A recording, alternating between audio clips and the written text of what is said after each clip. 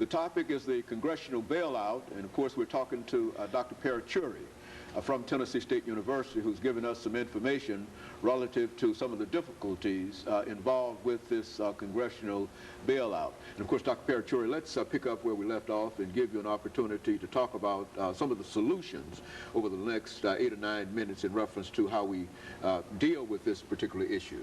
Yeah, I would go back to the experience we have had with FDR. You know, what FDR did was he had to first get the approval of the Congress to give the power to the government.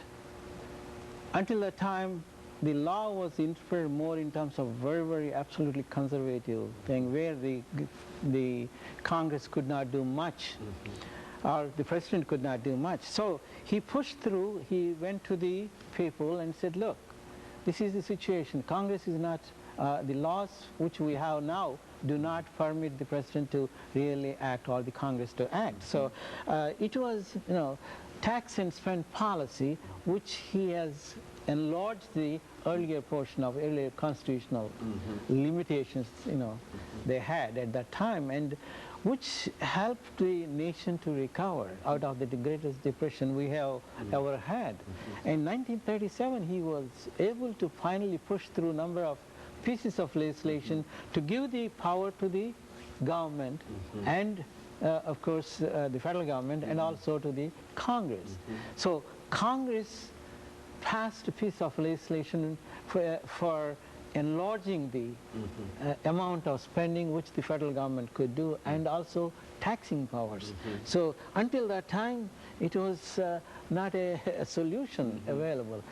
In this context, I must mention John Maynard Keynes, who was a British economist, a mathematician turned British economist.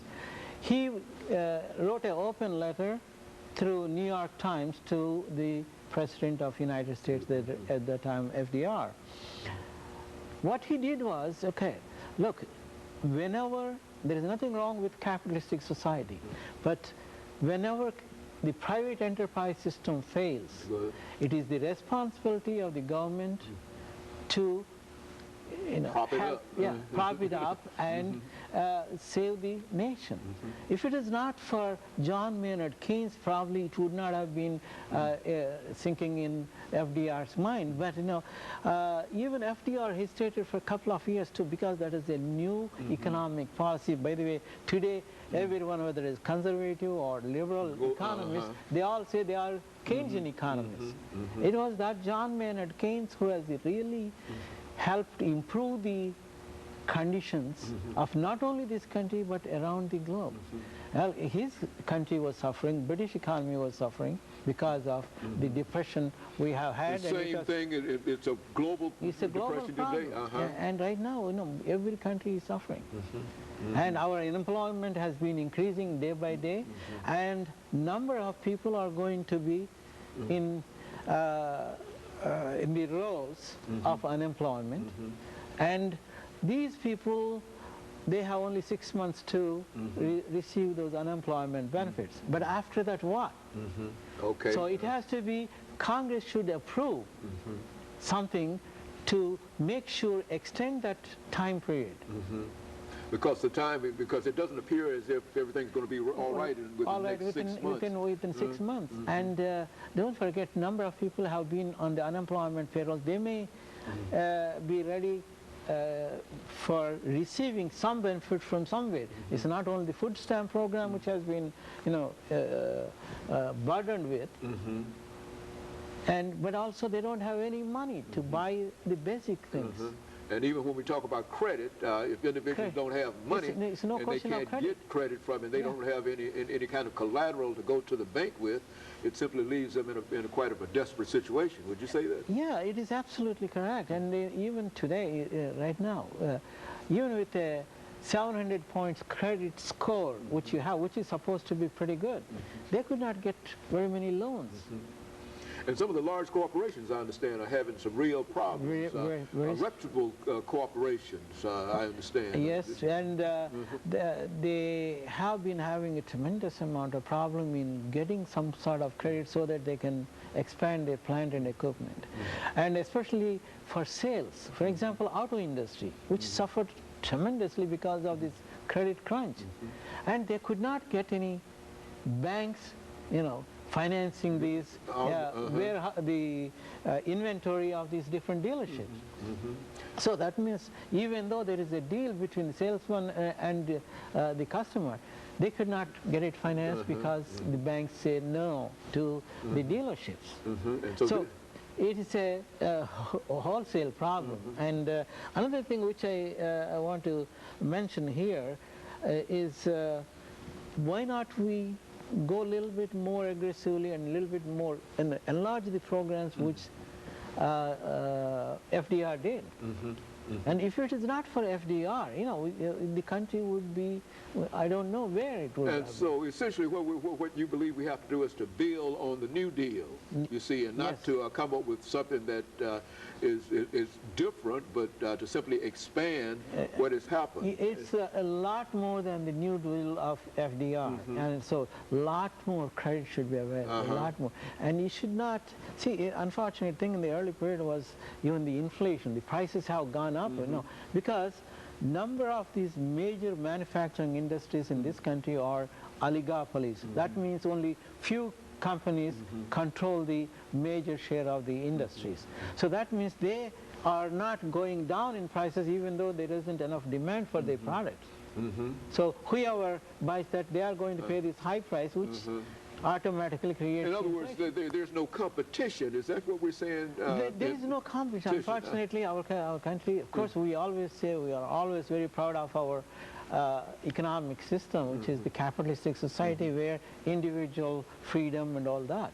But the thing is, at the same time, when these few companies are manipulating or holding the price lines a lot higher than what the people can afford to pay, which causes enormous amount of inflation.